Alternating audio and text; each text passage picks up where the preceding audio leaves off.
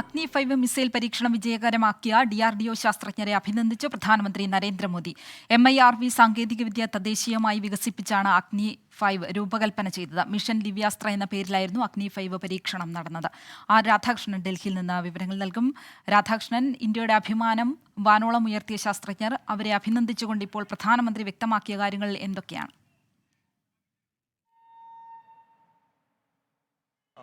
ഈ അഗ്നി 5നെ സംബന്ധിച്ച് അതിൻ്റെ ഒരു വലിയ വിജയം എന്നുള്ളത് നമ്മൾ നേരിട്ടിരുന്ന ഏറ്റവും പ്രധാനപ്പെട്ട പ്രതിസന്ധി ചൈനയുടെ പ്രധാനപ്പെട്ട നഗരങ്ങളെ ലക്ഷ്യമിട്ടുകൊണ്ട് ഉള്ള മിസൈൽ സാങ്കേതിക വിദ്യ ഇന്ത്യക്ക് ലഭ്യമല്ലായിരുന്നു എന്നുള്ളതാണ്. ഏതാണ്ട് 5000 കിലോമീറ്റർ പരിധിയിൽ ഉള്ള ലക്ഷ്യസ്ഥാനത്തെ ശത്രുവിനെ നേരിടാൻ കഴിയും അഗ്നി 5 എന്നുള്ളതാണ് ഏറ്റവും പ്രധാനപ്പെട്ട ഈ അഗ്നി 5 വിജയത്തിൻ്റെ ഒരു ആധാരമായിട്ടുള്ളത്.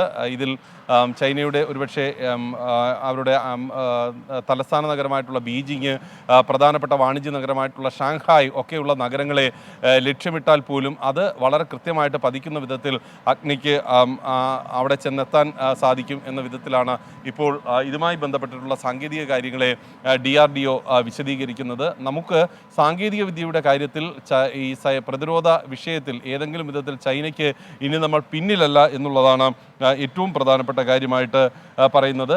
നമ്മുടെ DRDOയെ സംബന്ധിച്ച് ഒരു അഭിമാന പദ്ധതിയായിരുന്നു എന്നുള്ളതും അതിനു വേണ്ടിയിട്ടുള്ള ചൈനയുടെ ICBM പോലെയുള്ള പദ്ധതികളെ നേരിട്ടുകൊണ്ട് അല്ലെങ്കിൽ അതിൻ്റെ രീതിയിൽ തന്നെ അതിൻ്റെ ഒരു സാങ്കേതിക വിദ്യയെ വെല്ലുന്ന വിധത്തിൽ തന്നെ ഉള്ള നിർമ്മാണം പൂർത്തിയാക്കാനായിട്ട് നമുക്ക് സാധിച്ചു എന്നുള്ളതും ഈ പദ്ധതിയുടെ ഏറ്റവും പ്രധാനപ്പെട്ട നേട്ടമായി നമുക്ക് കരുതാം.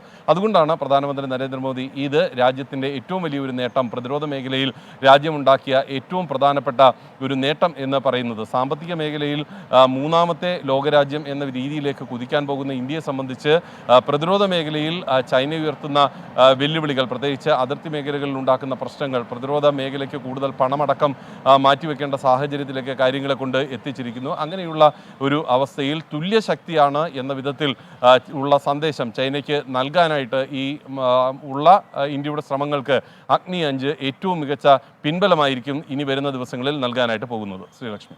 ശരി, ആർ രാധാകൃഷ്ണൻ ഡൽഹിയിൽ നിന്ന് വിവരങ്ങൾ നൽകിയത്.